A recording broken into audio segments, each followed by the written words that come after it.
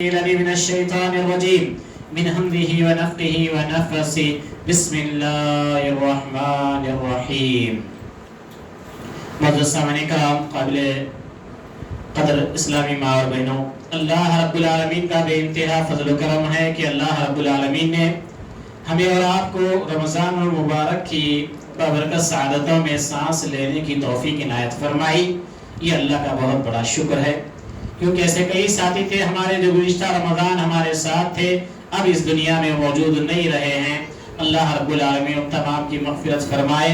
اللہ رب العالمین ہمیں نیک توفیق دے کہ ہم آگے اپنے اعمال کی اصلاح کرتے ہوئے زندگی گزارنے والے بنے۔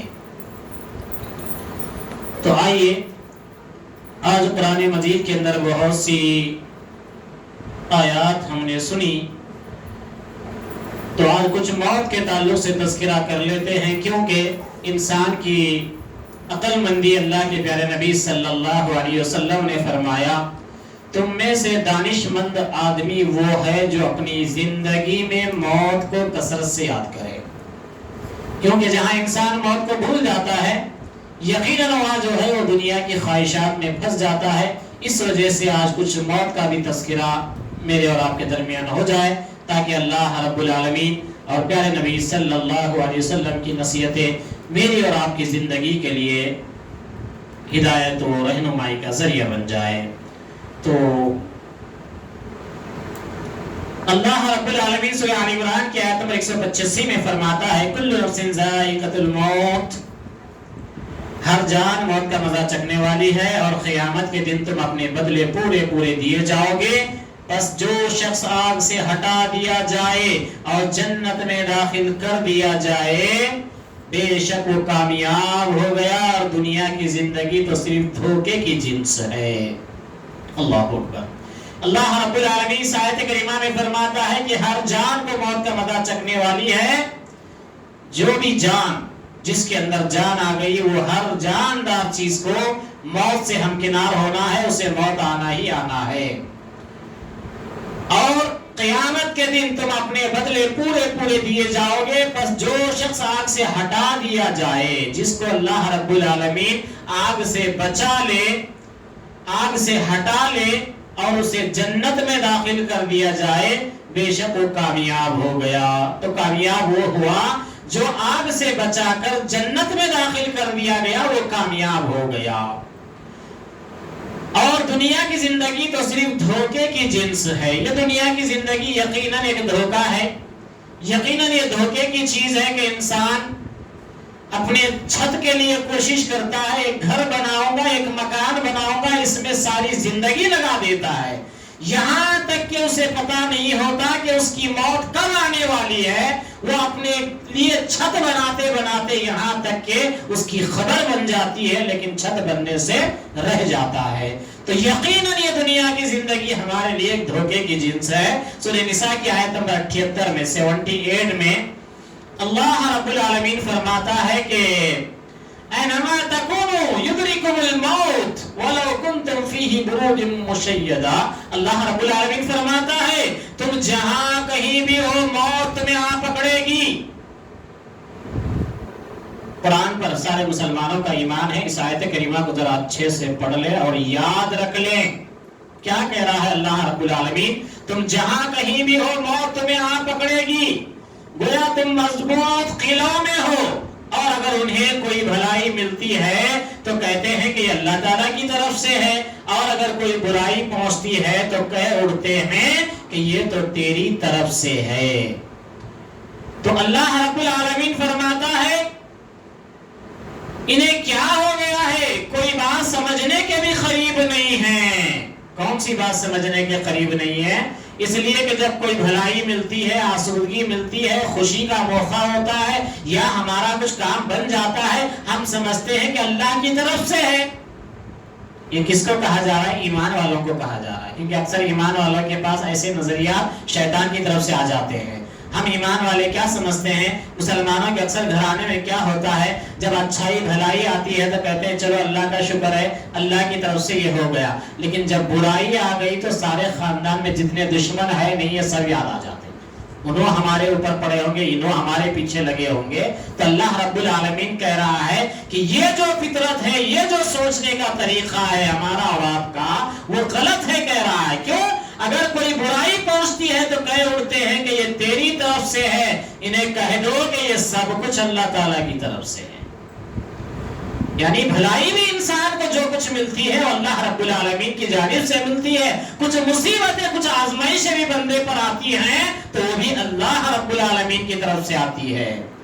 کچھ لوگ نئے نئے ایمان لے کر آئے تھے، وہ لوگ نبی کریم صلی اللہ علیہ وسلم پر ایمان لانے کے بعد جب آزمائشیں ان کی طرف آئی تو وہ کہہ اٹھے کہ یہ سب مصیبتیں ان کی طرف سے ہی ہے. مشرکین مکہ کہتے تھے، تانا دیتے تھے، جب سے یہ نبی ہمارے مکے میں آیا ہے تب سے ہمارے گھروں میں پھوٹ پڑی ہوئی ہے، ہمارے بھائی بھائی بچھڑ رہے ہیں، ہمارے گھروں میں باپ دادا کی پرستش نہیں ہو رہی ہے، ہمارے بچے اپنے باپ دادا کے باطلانے معبود کے طریقے کو چھوڑ کر یہ نبی کے پیچھے لگ گئے ہیں. اس طرح کے تانے دیتے تھے اور نبی کو یہ کہتے تھے کہ یہ گھروں کے پھوٹ پھاڑ کا ذریعہ ہے. اللہ اکبر. تو اس طرح جہالت کے دور میں جو کام ہوا کرتے تھے، لوگوں کے جو عقیدے تھے، وہ عقیدوں میں لوگ یہ کہا کرتے تھے کہ یقیناً یہ جو بات ہے اللہ کہہ رہا ہے کہ یہ غلط ہے. جو کچھ بھی بھلائی یا برائی تم کو پہنچتی ہے وہ اللہ رب العالمین کی طرف سے ہے. انہیں کیا ہو گیا ہے کہ کوئی بات سمجھنے کے بھی قریب نہیں ہے. دین کی بات جب کوئی سمجھنے کے قریب بھی نہیں ہوتا ہے تو اس کی حالت ایسی ہوتی ہے کہ میٹھا میٹھا ہپ ہپ، کڑوا آتے کہ تھو تھو. نہیں یہ نہیں، یہ نہیں، یہ کیسا ہو سکتا؟ یہ سب فلاں کی وجہ سے ہوا، یہ سب فلاں کی ایک کارن ہو رہا ہے، یہ سب ان کی وجہ سے افلاسی آ رہی ہے، ان کی وجہ سے نحوست ہو رہی ہے. یہ ساری باتیں ہوتی ہے. تو اللہ رب العالمین نے کہا ایسی بات نہیں ہے. جو ایمان کے دعوے دار ہیں، جو اللہ پر ایمان رکھتے ہیں، ان کے پاس ایسا کچھ نہیں ہوتا. سورہ نساء کی آیت نمبر 97 میں 97 میں اللہ فرماتا ہے جو لوگ اپنی جانوں پر ظلم کرنے والے ہیں، جب فرشتے ان کی روح قبض کرتے ہیں تو پوچھتے ہیں کہ تم کس حال میں تھے. یہ جواب دیتے ہیں کہ ہم اپنی جگہ کمزور اور مغلوب تھے. فرشتے کہتے ہیں کیا اللہ تعالیٰ کی زمین کشادہ نہ تھی؟ تم ہجرت کر جاتے. یہی لوگ ہیں جن کا ٹھکانہ دوزخ ہے اور وہ پہنچنے کی بری جگہ ہے. جو لوگ اپنی جانوں پر ظلم کرنے والے ہیں، جب فرشتے ان کی روح قبض کرنے آتے ہیں، آیت بتا رہی ہے کہ روح قبض کرنے کے لیے فرشتے آتے ہیں، کرونا ٹی بی بیماریاں نہیں آتے. ہمارے مسلمانوں کا عقیدہ ہونا چاہیے کیا بیماری انسان کی روح قبض کرنے نہیں آتی ہے. روح قبض کرنے کے لیے اللہ نے فرشتوں کو مقرر کر رکھا ہے. اللہ رب العالمین فرماتا ہے کہ دیکھو جو لوگ اپنی جانوں پر ظلم کرنے والے ہیں، جب فرشتے ان کی روح قبض کرتے ہیں تو پوچھتے ہیں تم کس حال میں تھے. اپنی جانوں پہ ظلم کرنے والے کو، اپنی جانوں پہ ظلم کرنے والے وہ جن کو اللہ نے جو کام کرنے کے لیے منع کیا ہے پھر بھی وہ کام کرتے ہیں. اللہ نے جس کام سے ان کو روکا ہے وہ کام پھر بھی کرتے ہیں. یہ اپنی جانوں پر ظلم کرنے والے ہیں. تو ایسے لوگوں کے پاس جب فرشتے ان کی روح قبض کرنے آتے ہیں، ان سے پوچھتے ہیں کہ تم کس حال میں تھے. وہ کہتے ہیں کہ ہم بڑے کمزور تھے، ہمارے کو کوئی بولنے والا نہیں تھا، ہمارے کو کوئی سمجھانے والا نہیں تھا، نہ ہمارے پاس کوئی وحی پہنچی تھی، نہ کوئی پیغمبر کی بات آئی تھی، اس لیے ہم بڑے کمزور تھے. ہیلے بہانے انسان کی زندگی کا حصہ ہے. تو انسان وہاں فرشتوں کے سامنے بھی ہیلے بہانے کرے گا. وہاں کہے گا کہ نہیں ہم بڑے کمزور تھے، ہماری طاقت نہیں تھی کہ ہم کچھ سیکھ سکتے یا کچھ ہم معلومات کر سکتے یا ہمیں کچھ حاصل کر سکتے. ایسا نہیں تھا، بلکہ ہم بہت کمزور تھے. اللہ کے فرشتے کہتے ہیں کیا اللہ تعالیٰ کی زمین کشادہ نہیں تھی جہاں بیٹھ کے تم بہانے بنا رہے تھے نا؟ یہاں کوئی بھی نہیں آیا، ہم کو کوئی بولنے والے نہیں تھے، کوئی سمجھانے والے نہیں تھے، یا ہم تک کوئی دعوت نہیں پہنچی، یا ہم کو کوئی پڑھ کر قرآن نہیں سنایا. جو بہانے تم بنا رہے ہو تو کیا تمہارے لیے اللہ کی زمین بڑی نہیں تھی؟ یہی مرنا ایسا کچھ لکھا تھا کیا؟ پیدا ہوئے یہی جیو کچھ ایسا تھا کیا؟ نہیں تھا. تو فرشتے یاد دلائیں گے کہ اللہ کی زمین بڑی نہیں تھی جو تم بہانے بنا کے بول رہے کہ ہم لوگ کمزور تھے اسی لیے ہم یہی تھے. تو اللہ رب العالمین فرما رہا ہے کہ اللہ کی زمین بڑی ہونے کا مطلب یہ ہے کہ اگر آپ کا ماحول نہیں بن رہا ہے، آپ تک دعوت کا کام نہیں ہو رہا ہے، آپ تک کوئی دین نہیں پہنچا رہا ہے، یا آپ ایسے علاقے میں ہیں یا آپ ایسے ماحول میں ہیں جہاں لوگ صرف چندے کھا کھا کر بیٹھنا یا لوگوں کی تربیت کرنا یا لوگوں کے ماحول بنانا یا لوگوں تک دین کی بات پہنچانا یہ کام نہیں کر رہے ہیں تو وہیں بیٹھنا ضروری نہیں ہے، وہاں سے نکل بھی جانا، وہاں سے ہجرت بھی کرنے کا حکم ہے، وہاں سے ہٹ کر آپ دوسری جگہ جا کر دوسرے ماحول میں رہ کر آپ کو علم سیکھنا ہے، آپ کو دین پر جم جانا ہے۔ سورہ مومنون کی آیت نمبر 100 میں آتا ہے، اللہ رب العالمین فرماتا ہے کہ اپنی چھوڑی ہوئی دنیا میں جا کر نیک اعمال کر لو، ہرگز ایسا نہیں ہوگا، یہ تو صرف ایک قول ہے جس کا ایک قائل ہے، ان کے پس پشت تو ایک حجاب ہے ان کے دوبارہ جی اٹھنے کے دن تک۔ سورہ مومنون آیت نمبر 100، بڑا آسانی سے نقطہ ہم یاد رکھ سکتے، اور یہ بات کتنی گہرائی کی ہے دیکھیے۔ اللہ رب العالمین فرماتا ہے کہ ایک انسان جب دنیا سے مر جائے گا، چاہے نیکوکار ہو، جب نیکوکار ہی آپ سمجھیے، تو وہ جب اللہ کی بارگاہ میں جا کر یہ کہہ رہا ہے کہ اللہ رب العالمین مجھے اپنی چھوڑی ہوئی دنیا میں جا کر نیک اعمال کر لوں، تمنا کرے گا انسان، وہاں کیا بولے گا؟ اللہ جو دنیا چھوڑ کے آیا نا، ذرا مجھے واپس بھیج دو تھوڑے دن کے واسطے، وہاں جا کے خوب نیکیاں کر کے آؤں گا۔ تو اللہ جواب میں کہتے ہیں ہرگز ایسا نہیں ہوگا، یہ تو صرف ایک قول ہے، ایک بات ہے، زبان کی منہ بولی بات ہے، جس کا ایک قائل ہے، یہ بولنے کا عادی ہے، ان کے پس پشت تو ایک حجاب ہے، ایک پردہ ہے، ان کے دوبارہ جی اٹھنے کے دن تک۔ اللہ اکبر، یہ آیت مجھے اور آپ کو عقیدہ سکھا رہی ہے۔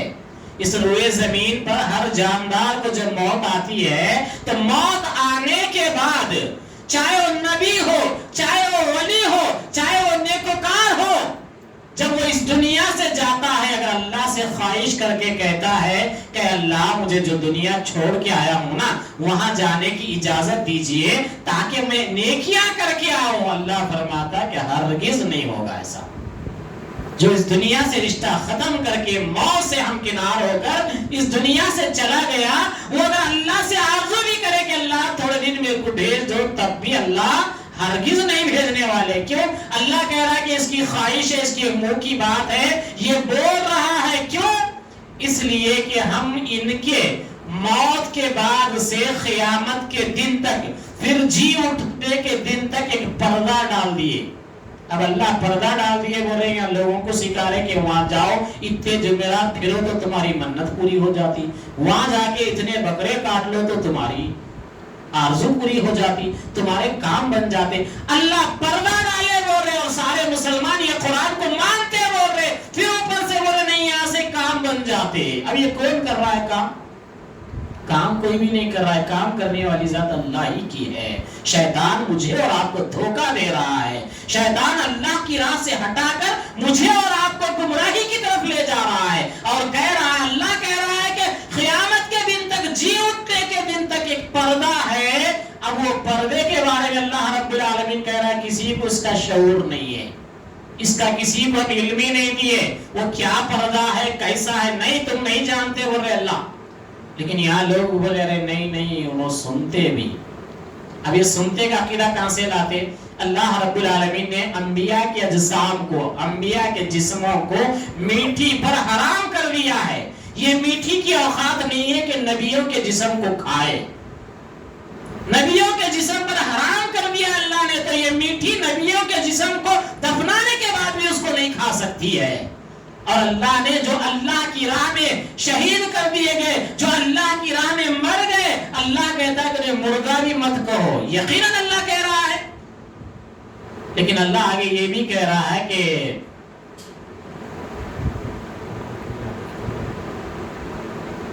یا ایھا الذین آمنوا استعینوا بالصبر والصلاۃ ان اللہ مع الصابرین ولا تقولوا لمن یقتل فی سبیل اللہ اموات۔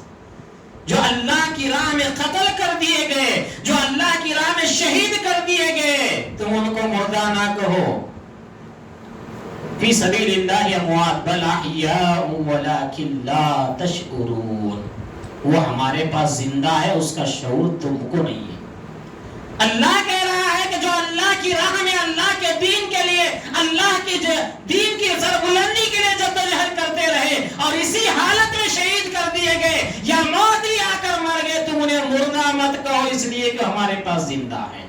کیوں؟ اللہ کا دین ہمیشہ زندہ رہنے والا ہے، اسی لیے اللہ کے دین کا کام کرنے والوں کو کہا کہ یہ مر کر بھی مردہ نہیں ہے اور تم ان کو مردہ مت کہو اس لیے کہ یہ ہمارے پاس زندہ ہے. اور وہ کیسا ہے اس کا شعور تم کو نہیں ہے. جب شعور ہم کو نہیں ہے تو یہ وہاں سے برکتیں کرامتیں ٹرانسفر کیسا ہو رہی ہے، یہ مجھے اور آپ کو سوچنے کی ضرورت ہے، غور کرنے کی ضرورت ہے. یہ قرآن کہہ رہا ہے افلا یتدبرون القرآن، کیا تم لوگ قرآن میں غور نہیں کرتے؟ کس کو پوچھا جا رہا بھائی؟ قرآن کو ماننے والوں کو پوچھنا، جو قرآن کے ماننے والے انہی سے سوال ہو رہا ہے کیا تم لوگ قرآن میں غور نہیں کرتے؟ اللہ غور نہیں کرے بلکہ تو شیطان کے یہ پھندوں میں پھنسے نا، شیطان کی یہ چکنی چپٹی باتوں میں آ کے تو ہم کرامتوں کی آڑ میں اللہ کے دین کو چھوڑ کر باطل دین کو اپنا لیے نا، اللہ کی ذات کے اندر غیروں کو لا کے شریک کر لیے نا. تو اللہ رب العالمین فرماتا ہے کہ دیکھو تمہارے اور ان کے درمیان جی اٹھنے کے دن تک کے لیے ایک پردہ ہے.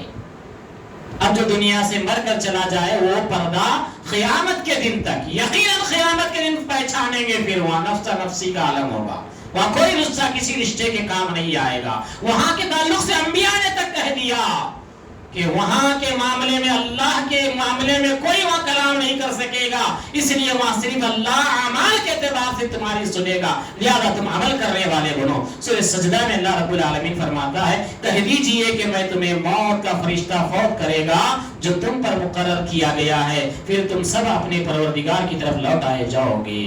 اللہ کہہ رہا ہے تمہارے لیے موت دینے کے لیے ایک فرشتہ مقرر ہے.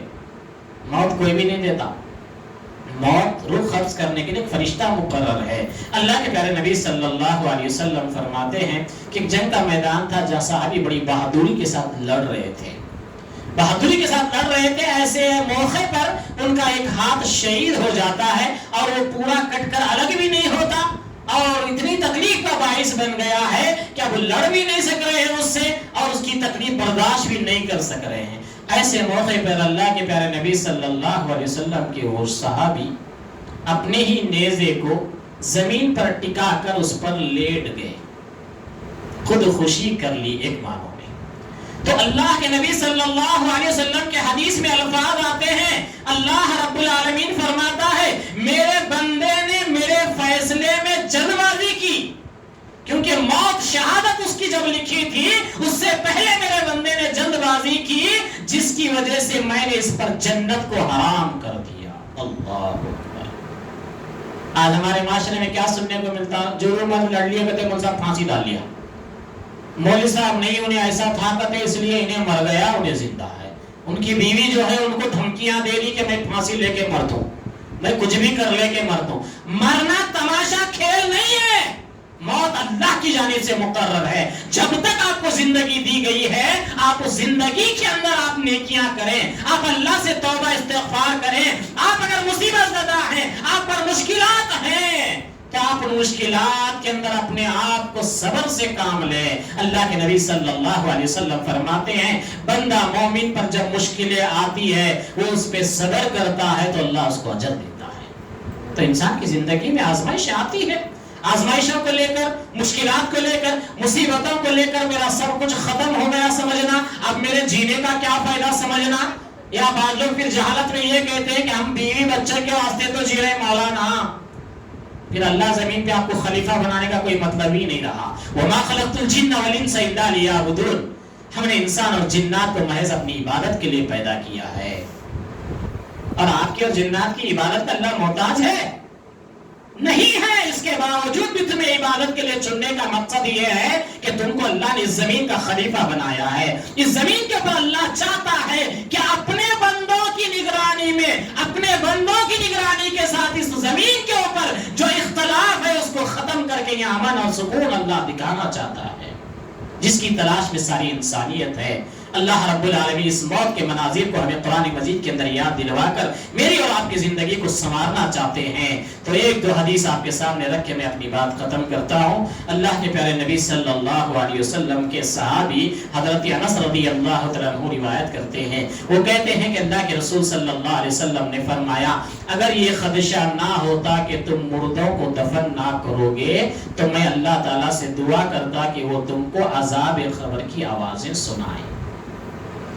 مرنے کے بعد قبر کے اندر عذاب بھی ہوتا ہے۔ لوگ بولتے کون دیکھے مولوی صاحب، نہیں، وہ غیب ہے، اس پر ایمان رکھنا ضروری ہے۔ اس کا کوئی منکر ہے تو وہ کافر ہو جاتا ہے۔ قبر کے اندر عذاب ہوتا ہے، اس عذاب کے بارے میں اللہ کے پیارے نبی صلی اللہ علیہ وسلم اپنی امت کو بتا رہے ہیں اگر مجھے اس بات کا ڈر نہیں تھا کہ تم لوگ اپنے مردوں کو دفنانا نہ چھوڑو گے تو میں اللہ سے دعا کرتا کہ وہ تم کو عذاب قبر کی آوازیں سنائے۔ تو انسان مرنے کے بعد جو دنیا کی جیسے ٹینشن رہتے نا، ویسا خبر کے بعد بھی اگر نیک اعمال کر کے نہیں گیا تو خبر میں بھی اس کو ٹینشن ہے، وہاں بھی اس کو سکون نہیں ہے۔ اس لیے اللہ کے نبی نے کہا اگر مجھے اس بات کا ڈر نہیں ہوتا کہ تم لوگ اپنے مردوں کو دفنانا چھوڑ دو گے، کون ہے جی بولو آج اماں بیماری میں تھے یا بھائی پریشانی میں تھا، کوئی پریشان حال تھا، اسی پریشانی میں اس دنیا سے رخصت ہوا، اب اسے معلوم ہے کہ اب اس کو خبر میں عذاب ہونے والا ہے، تو کون بھائی ہوگا جو یہ عذاب سے ہٹا کر وہ برے عذاب میں ڈالنے جائے گا؟ نہیں جائے گا نا۔ تو اللہ کے رسول نے اسی طرف اشارہ کر کے کہا اگر مجھے اس بات کا ڈر نہ ہوتا کہ تم لوگ اپنے مردوں کو دفنانا چھوڑ دو گے تو میں اللہ سے دعا کرتا کہ اے اللہ جو خبر میں عذاب ہوتا ہے اس کی آوازیں ان کو سنا دے۔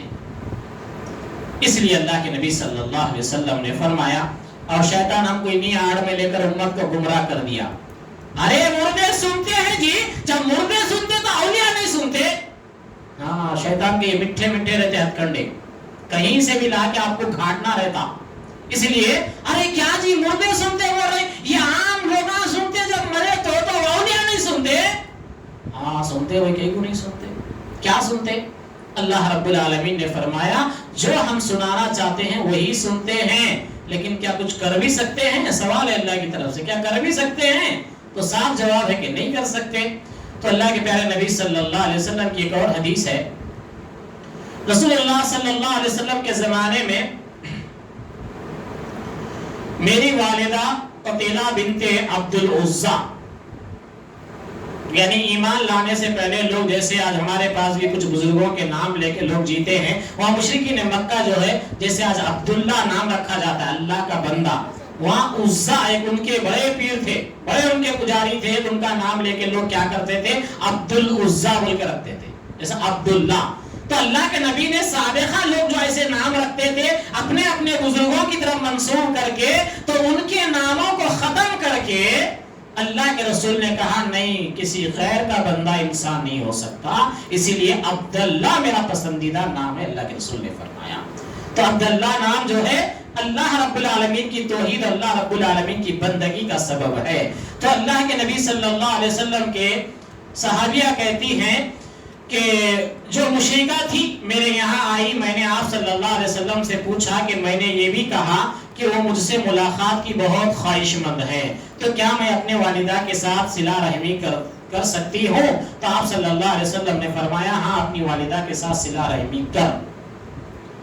تو بتلانے کا مقصد یہ ہے کہ اسلام وہ دین ہے جہاں بیٹی ایمان لا کر ہجرت کر کے مکے سے مدینہ آ گئی، قتیلہ بنت عزہ جو ابھی ایمان نہیں لائی ہے، مشرک ہے، اپنی بیٹی سے ملنے کے لیے تڑپ رہی ہے، تو بیٹی ایمان والی تھی، اسے ڈر تھا کہ کہیں میں ماں کے ساتھ اس نے سلوک کروں تو کہیں گناہ نہ ہو جائے، اس لیے دوڑے دوڑے اللہ کے نبی صلی اللہ علیہ وسلم کے پاس آئی اور پوچھا، میں نے یہ بھی کہا کہ مجھ سے ملاقات کی بہت خواہش مند ہے، تو کیا میں اپنی والدہ کے ساتھ صلہ رحمی کر سکتی ہوں؟ تو آپ صلی اللہ علیہ وسلم نے فرمایا ہاں، اپنی والدہ کے ساتھ صلہ رحمی کر۔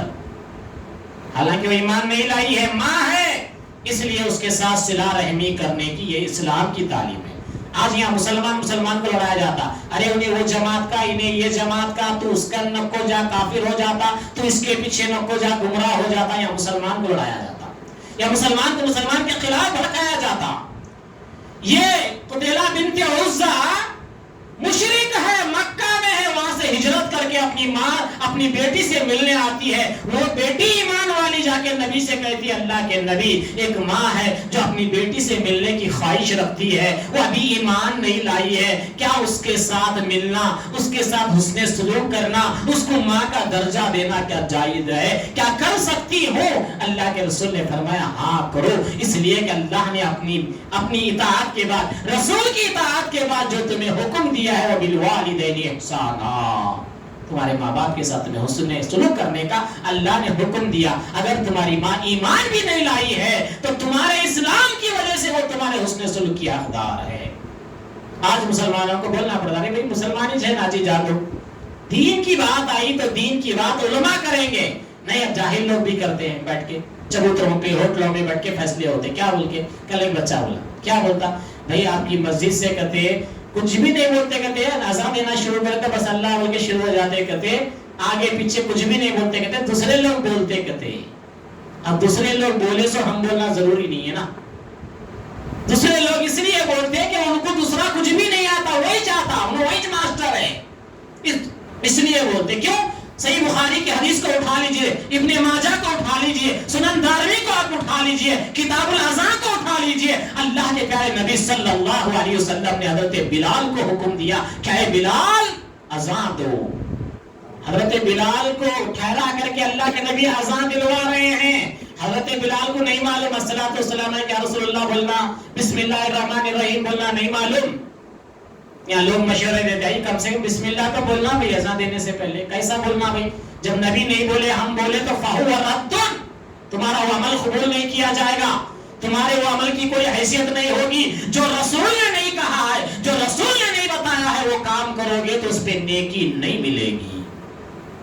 سورہ کہف کی آخری آیت ہے جو جمعہ دن ہم پڑھتے ہیں، آپ پڑھ لیجئے، اس میں اللہ رب العالمین کہتا ہے ایسے لوگوں کے لیے ہم ترازو قائم نہیں کریں گے، ایسے لوگوں کے لیے جن کو معلوم نہ سالم زبردستی بولتے کہ دین کے کام کو ایسا کرو ایسا کرو، تو یہ خبر یاد نہیں رکھنا، موت کو یاد نہ کرنے والوں کے یہ کام ہے کہ انہوں نے اپنی موت کو بھلا دیا ہے کہ ہمیں مر کے جواب دینا ہے، دین کے نام پہ ہم کیا کیا کریں، دین کے نام پہ ہم لوگوں کو کیا بات سمجھائے، دین کے نام پہ ہم کیسا لوگوں کو دھوکہ دیے، اس کا جواب دینا ان لوگوں نے بھلا دیا ہے جن کو موت کا ڈر نہیں ہے۔ اس لیے اللہ کے پیارے نبی صلی اللہ علیہ وسلم نے مجھے اور آپ کو کہا تم میں سے وہ سب سے ہوشیار ہے جو اپنی موت کو یاد رکھتا ہے۔ تو اللہ رب العالمین سے دعا ہے اللہ رب العالمین مجھے اور آپ کو نیک توفیق عطا فرمائے اور رہتی زندگی تک ہمیں موت کو یاد کرتے ہوئے نیک اعمال کرنے کی توفیق عطا فرمائے اور نبی کے بتائے طریقے پر عمل کرنے والے بنائے اور نبی کی سنتوں کو چن چن کر عمل کرنے والے، اور جو ملاوٹ والا دین ہم کو بدقسمتی سے ملا ہے اللہ اس سے ہماری حفاظت فرمائے، آمین یا رب العالمین۔ سبحان ربک رب العزت عما یصفون والسلام علی المرسلین والحمد للہ رب العالمین۔